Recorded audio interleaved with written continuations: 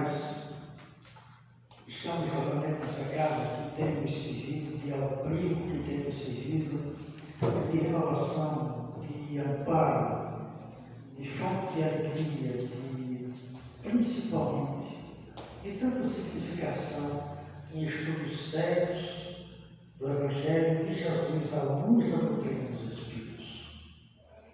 E ao escutar essa mensagem de hoje à noite, é como se a gente tivesse ouvido por primeira vez não apenas o conjunto de palavras, mas o conteúdo de informações. Porque a forma como nós somos convidados a prestar atenção na natureza pelo Evangelho dá a gente cada vez mais a certeza de que tudo foi pensado com uma riqueza de detalhes que, mesmo que nós não sejamos capazes de compreender, esses detalhes existem, como quer nos dizer que a presença de Deus está conosco, que a sua assistência é infinita, que seu amor é incansável, que sua misericórdia não apenas só é, mas ela dá motivos. Ela nos traz estímulos para que nós tenhamos a condição de entender que, se o Pai assiste às aves com asa, com bico, com as penas, com a capacidade de voar, se veste o lírio dos campos mais belamente, mais ricamente do que todos os príncipes e reis da terra, o que não fará por nós? Seus filhos, numa escala de pensamento, de distinguir entre o bem e o mal, de fazer aquilo que o seu emissário mais nobre entre nós veio nos ensinar, a caridade, que é o tema nosso de hoje à noite. E é desses temas que a gente, quando a gente recebe o tema para que a gente apresente as considerações, primeiro esse tema veio dizer da necessidade de quem recebe prestar atenção específica naquele assunto. Não apenas para ter a condição de apresentar, essa é a parte mais fácil, mas aquilo que eu estou falando, eu compreendo, e em compreendendo eu pratico. Então, esse questionamento faz a gente estar mais atento aos temas que nos visitam sempre e a frequência com que nos visitam. Então, no capítulo 15, no item 6 e 7, que é o tema da nossa conversa, que nós vamos hoje à noite, no item 6, nós sabemos a carta de Paulo aos Coríntios, no seu capítulo 13. Mas no capítulo 13, ele vai falar tudo aquilo o que o amor é e o que o amor não é. E ele apresenta, em determinado momento, uma linha muito tênue, como nós observamos as cores do arco-íris, quando uma vai se transformando em outra, aquela linhazinha que separa é a linha que Paulo muitas vezes faz entre o amor e a caridade. Então, em determinado momento, ele fala do amor, mas ele fala da caridade. Ele fala da caridade, mas ele também apresenta o amor desta caridade.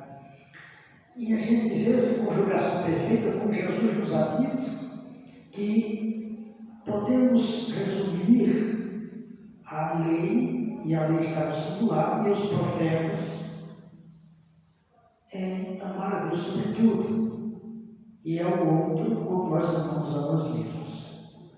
Então, é interessante que a gente também identifique que no capítulo 12, Paulo enumera todos os dons, e a gente começa a se perguntar: o que é dom?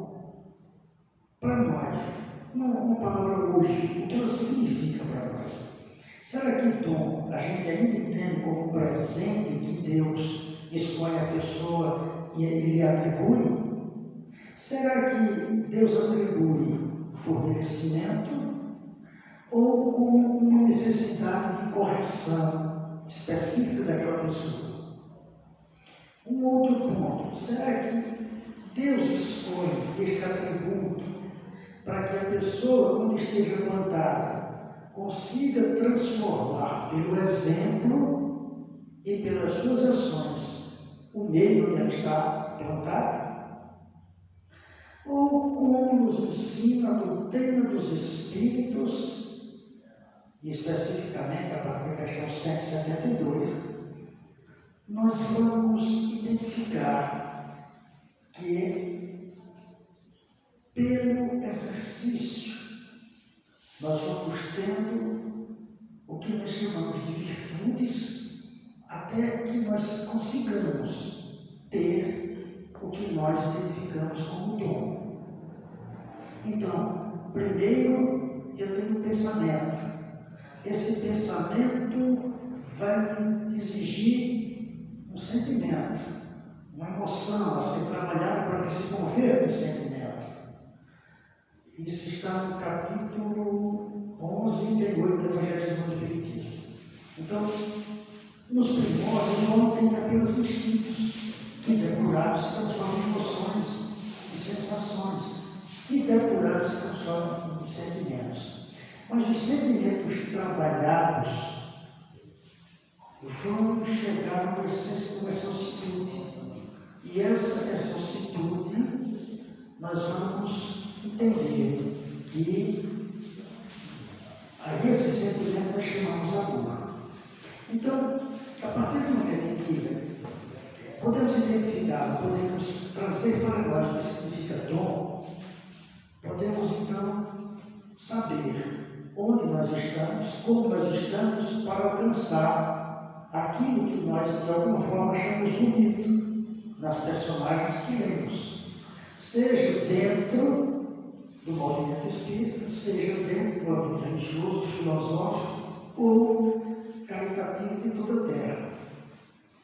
Mas falando especificamente do capítulo 13, que é o item 7 do Evangelho segundo o Espiritismo, o item 6 que diga, Paulo de Tarso diz assim, ainda, e esse ainda é uma forma de dizer mesmo, ele ainda não tem, nós ainda não temos, mas mesmo que nós tivéssemos a capacidade de falar todas as línguas da terra, dos homens, e todas as línguas das moradas da casa do Pai, nós vamos ver o capítulo 3 da Evangelho segundo o Espiritismo, a casa do Pai há muitas moradas. Então, ainda que nós soubéssemos a linguagem de toda a terra, falar em toda a terra, ou a falar em todos os planos espirituais, extrafísicos, se nós não tivéssemos amor, se nós não tivéssemos caridade, de que adianta? Mas ele vai além. Ainda que ele tivesse o dom de profecias, e nós estamos falando em profecias não apenas no sentido de antecipar o futuro, mas de, principalmente, prever rodas. Porque os nossos movimentos são muito repetitivos. Então, como nós estamos sempre repetindo, se nós fizermos mais do que estamos fazendo agora, vamos chegar a tais resultados. E Kardec tem um item específico para a Gênese que fala das profecias, o capítulo 11 da Gênese. Então, das predições, né? Então, vamos ver também que, mesmo essa capacidade de antecipar o futuro, seja por quaisquer motivos, sem a caridade, sem o amor, de que adiantaria? Seria apenas noticiar fatos, sem nenhum lucro, no sentido de generosidade, de favorecimento espiritual, de ganho de virtude, de dom. E ele vai acrescentando. E ainda que eu tivesse fé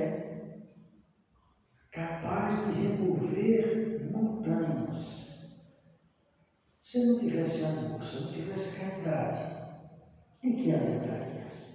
Ele resume no capítulo 13, também no versículo 13,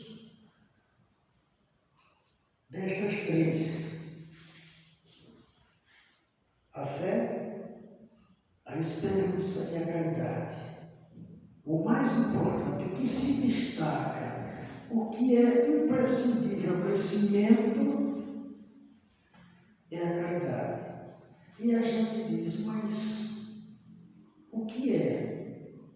Aquele compara, então, a caridade no sentido de fé e esperança. Jesus, ao curar cada um, também explicado nas Gênesis Milagres e Repetições, Jesus disse: Pai, tua vontade te curou.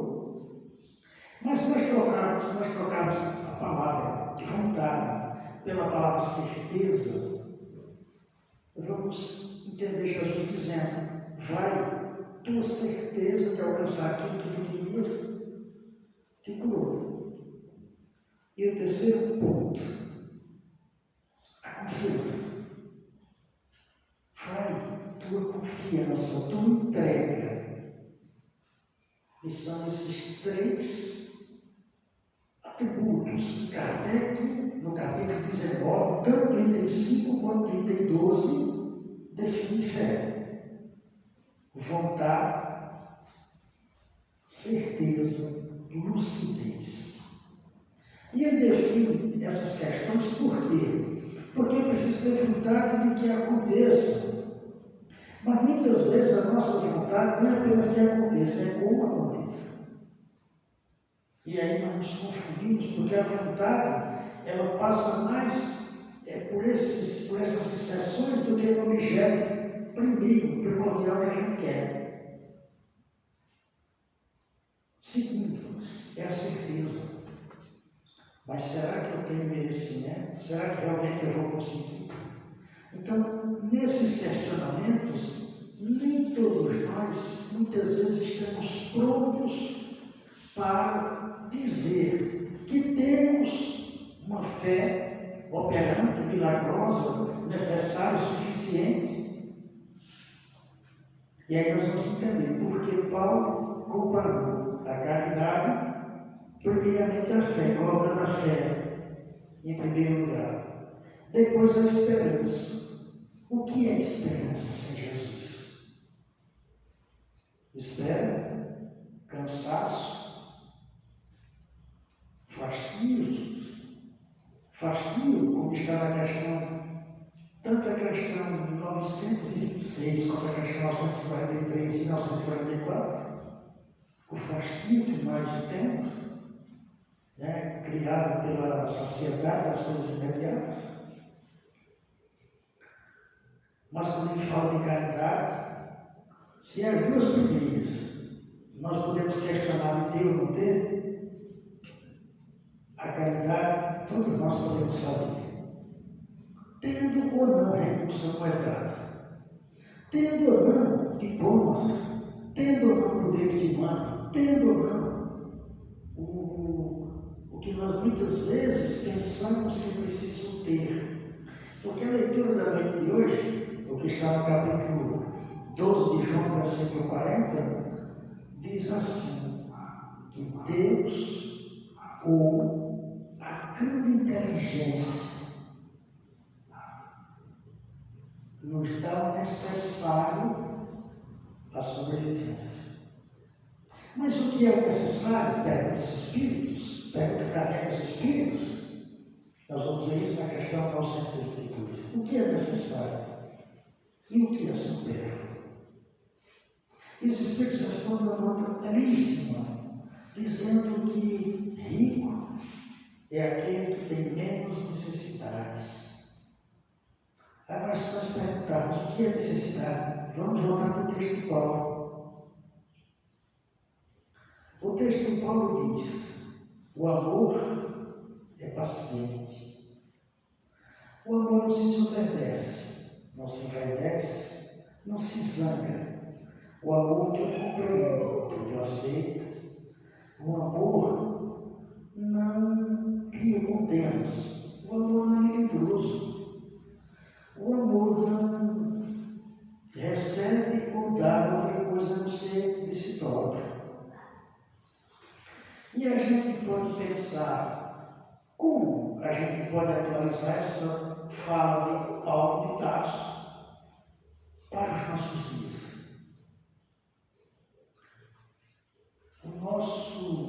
A nossa fala aqui, muito simplória, não tem a ideia de deixar ninguém pouco à vontade, nem tampouco de ser exemplo, mas é só para a gente refletir. De que adianta eu frequentar tal ou qual religião se nas coisas mais simples do meu dia a dia eu não tenho paciência? De que adianta a quantidade de boas mensagens que eu envio pelo WhatsApp ou por qualquer outra forma, se quando um filho, uma filha, a quem Deus me confiou a tutela, física e emocional, principalmente emocional, eu não tenho do meu sentimento de amor e caridade para assisti-los. Se eu falo da importância da caridade, da importância da cura, aquele que passa fome, que está com o estômago doente, aquele que tem como prerrogativa de vida a mentira, quando vem me pedir, como eu disperso? Somente digo que não tenho, ou eu quero sair dali o mais rápido possível porque aquilo me impacienta. Quando alguém marca para se encontrar comigo e atrasou 30 segundos, 40 minutos, o que mais eu tenho a fazer de tão importante a não ser esperar em prece, como nos ensina capítulo 17, item 10 do Evangelho segundo o Espiritismo. E capítulo 28, item 7. Iniciar as ações como prece e terminar as ações como prece. Agradecendo a Deus a oportunidade, não só de estar encarnado, mas vivendo naquele contexto. Agradecer também a assistência dos bons amigos, bons espíritos, que trabalham para que o nosso trabalho aconteça, e agradecendo ao término daquele momento, porque, sabendo da assistência divina, e no texto de hoje, 139 do Caminho Verdade e Vida, é uma forma de dizer, pela assistência do Senhor, foi possível também realizar mais isto.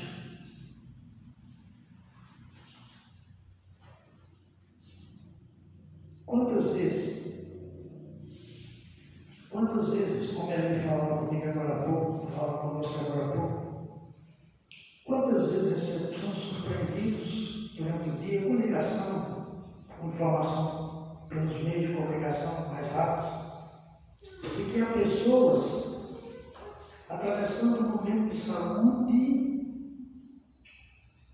bem mais difícil que nós. Não é motivo para que a gente se regozije.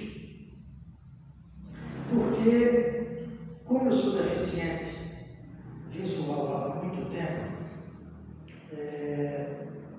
algumas pessoas, para que eu me sentisse melhor, disseram assim: pense em quem está pior que você.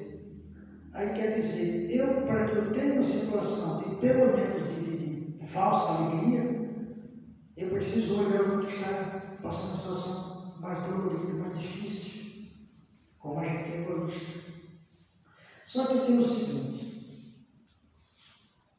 eu me lembro, capítulo 13, eu me lembro do item, mas diz: quando a minha alegria nasce, e também tem o item de Leão, capítulo 24, depois da morte de Leão, diz assim: quando é em mim uma alegria nascida de um fato bom, a minha alegria é justa, é honesta, é boa. Mas Mas quando ela nasce de um ato que não é bom, ela não é livre. E ela pode ser tudo, menos alegria. Então, ao receber a informação de que tem alguém atravessando um momento difícil, financeiro, de saúde, emocional, de relacionamento, de desencarnação de um dos seus afetos mais caros, mais próximos, isso é um convite à prece. Porque nós temos a certeza da imortalidade. Ou pelo menos nós já sabemos da imortalidade. Mas para quem entende, para quem acha, para quem pensa, para quem sente, ou sabe, ainda que erradamente, e é do direito, de que com a morte acaba tudo. Para que estudar? Para que ser bom filho?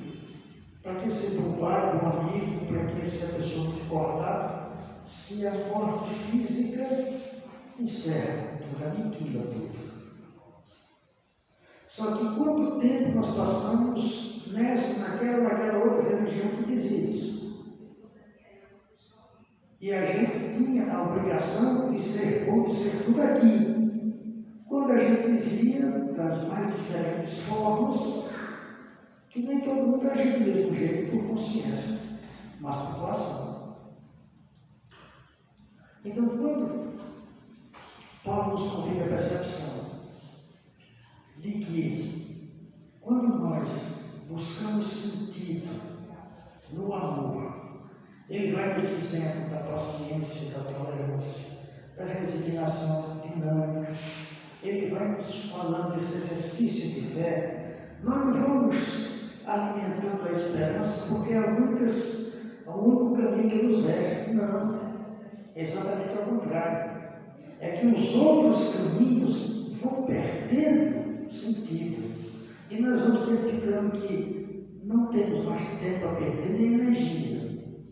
E aquele momento que nós temos para nos levantar, isso está no capítulo 27, e tem, vou lembrar do item agora, mas fala exatamente isso, que quando nós temos uma ideia, e se nós não temos a informação da boa orientação dos Espíritos, mas nós nos levantamos, que bom. Mas se nós temos a informação de que há outras mentes trabalhando para que nosso sucesso aqui aconteça e seja da melhor forma, então sim, começa tudo a fazer um sentido maior e melhor. E aí, vale sim a pena ser paciente, vale a pena ser tolerante, vale a pena ser cordato, porque faz bem a mim no primeiro momento. E por extensão, aqueles que a misericórdia divina me concedeu a convivência, me prestou a convivência. E aí, aquilo que Jesus fala, no capítulo 5 de Mateus, no versículo 15 e no versículo 25, reconciliação com os adversários, começa a ser possível porque a gente se reconcilia primeiro com a gente, porque a gente dá o primeiro passo. É o passo emocional em direção a essa reconciliação.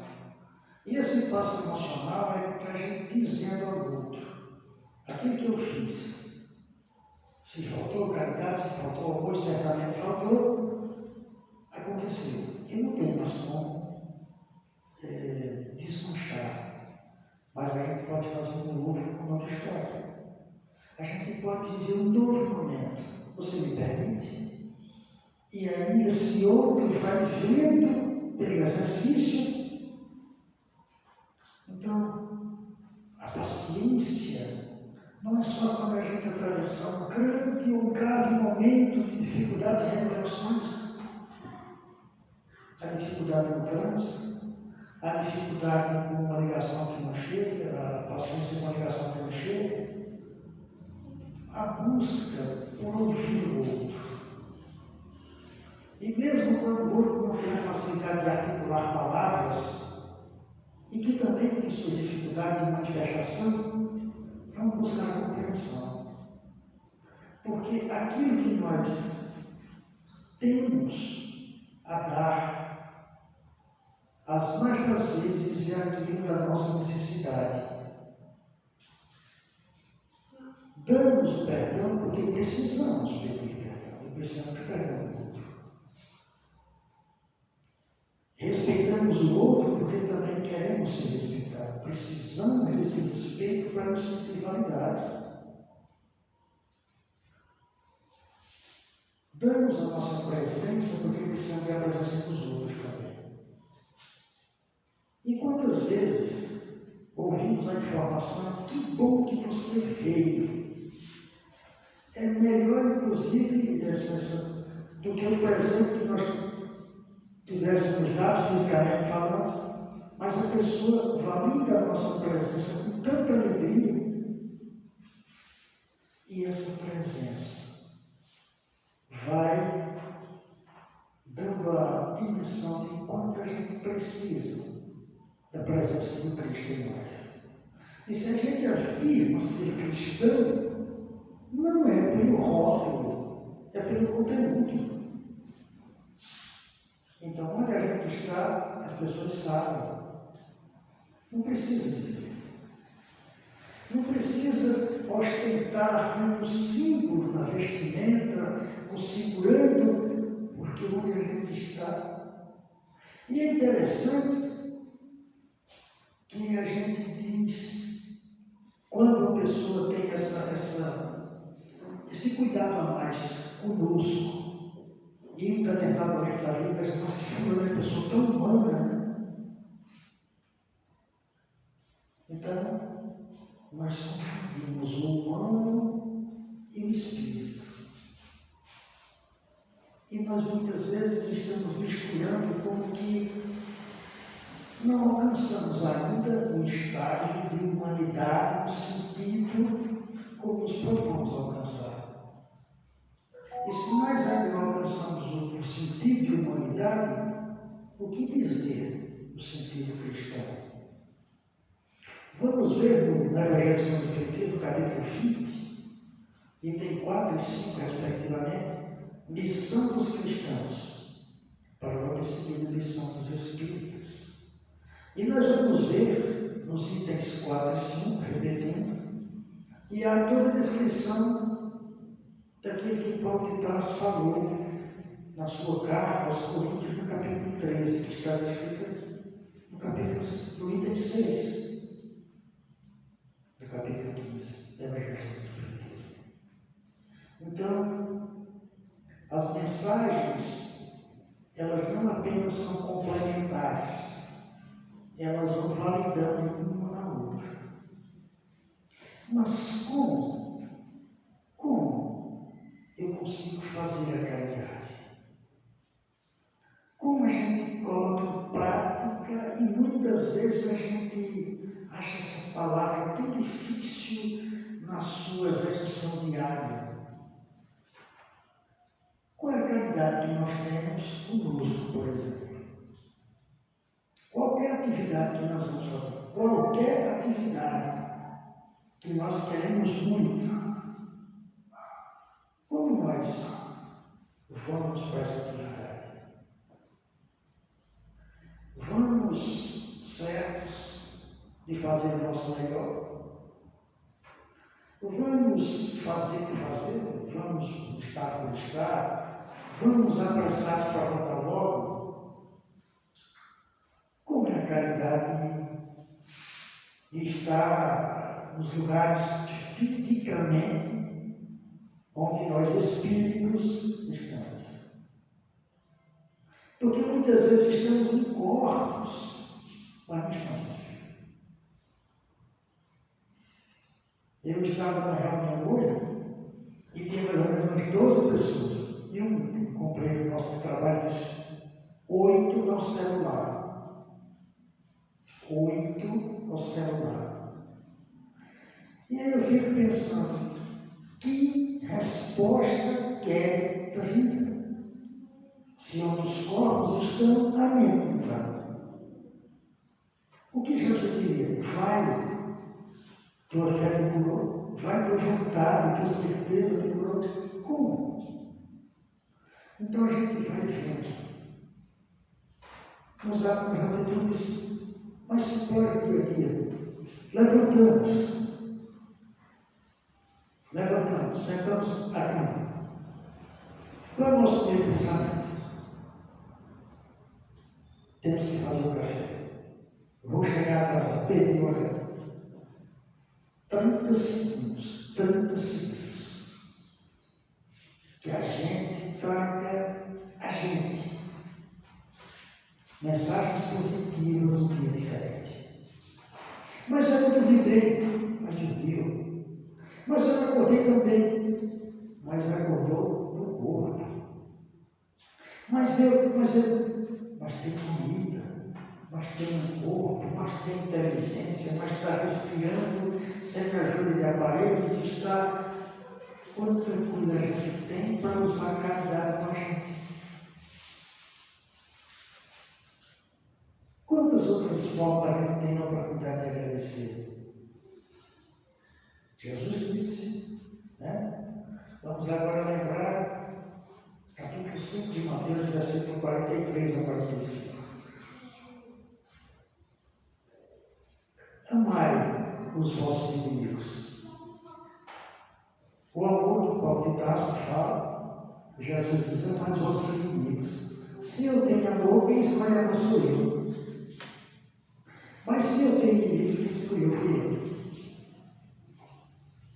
É a mesma conta e mesmo medida. Mas Jesus vai e desdobra. Ele diz assim, bem dizer é aquilo que o irmão diz.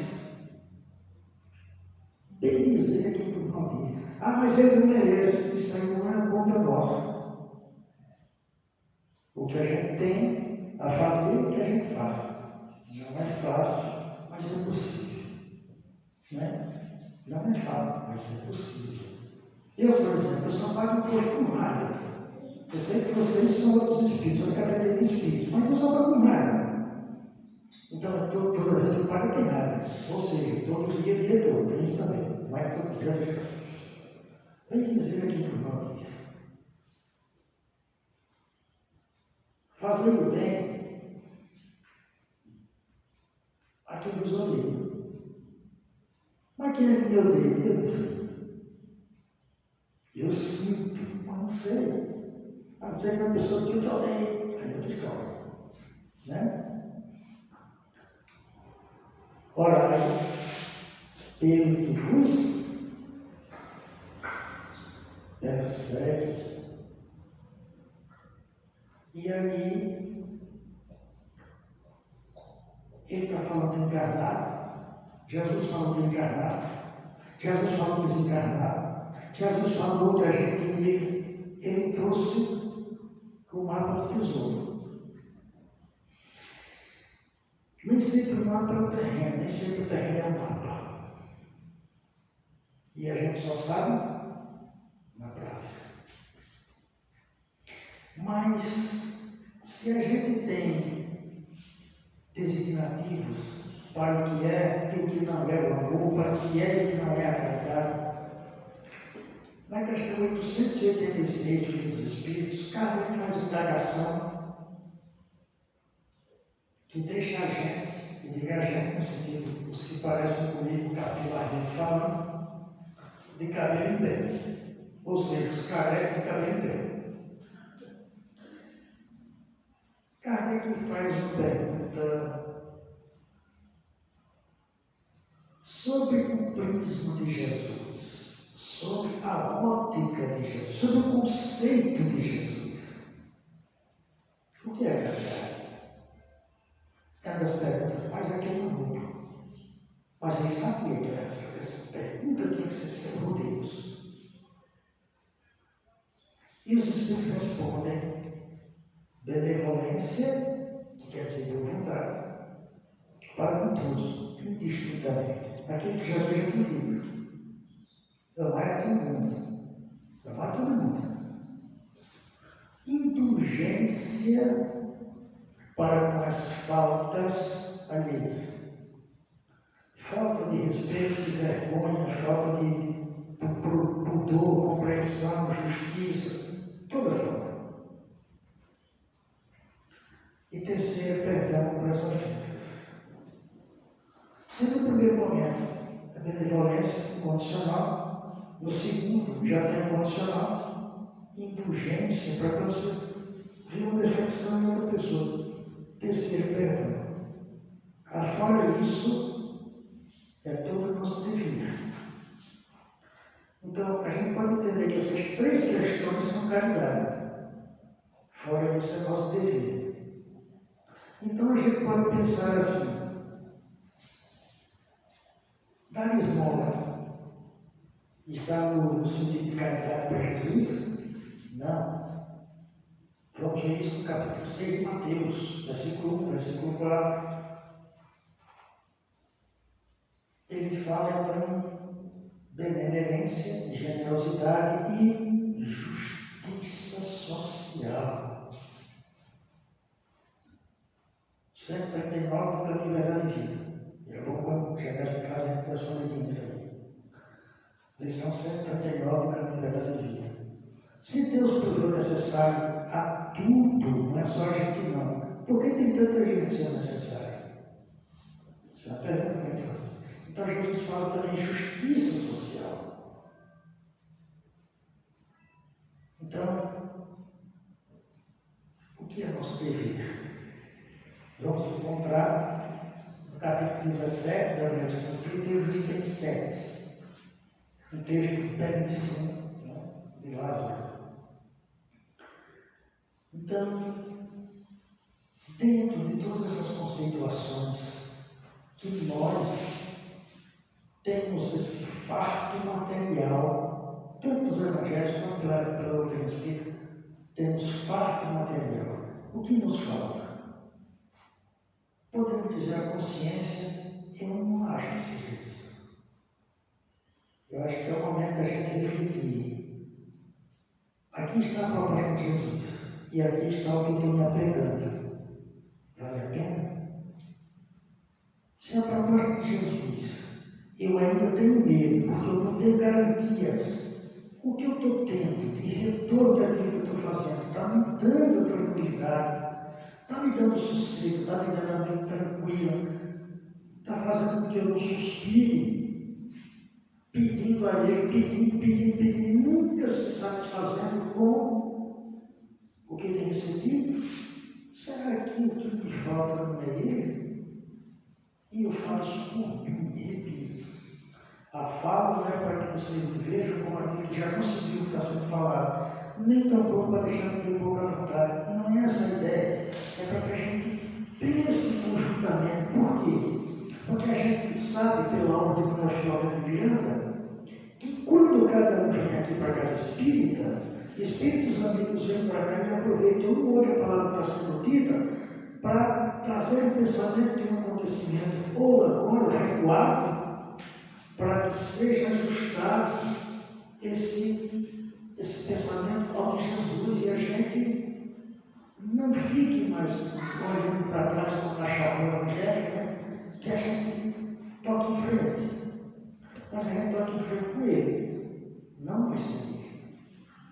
E que a gente veja todas as formas que Ele veio nos oferecer, não apenas os três indicativos que Kardec nos fala a respeito de fé, não apenas a vontade, a certeza e a lucidez, mas o que muito mais Ele veio nos fazer e que nós, digo nós, entre aspas, João, evangelista, sintetizou naquilo que a gente ainda conhece, amor, mas é muito mais, mas que a gente ainda não conseguiu experimentar. E quando a gente, em determinados instantes, consegue sentir, é pela misericórdia dele se irradiando e alcançando um flash, um momento da nossa consciência, e nós experimentamos o que é estar no céu, o que é estar junto a Ele. O que Maria de Magdala experimentou quando reconheceu Jesus. E agora, portadora da mensagem mais extraordinária, queria dizer a todo mundo, Ele fez. E nós, que temos tanta esperança, que temos tanta vontade, que temos tanto desejo que Ele viva em nós, é somente através da caridade. lei dos profetas, que nós vamos começar a experimentar isso. Equilibrando o egoísmo com o altruísmo.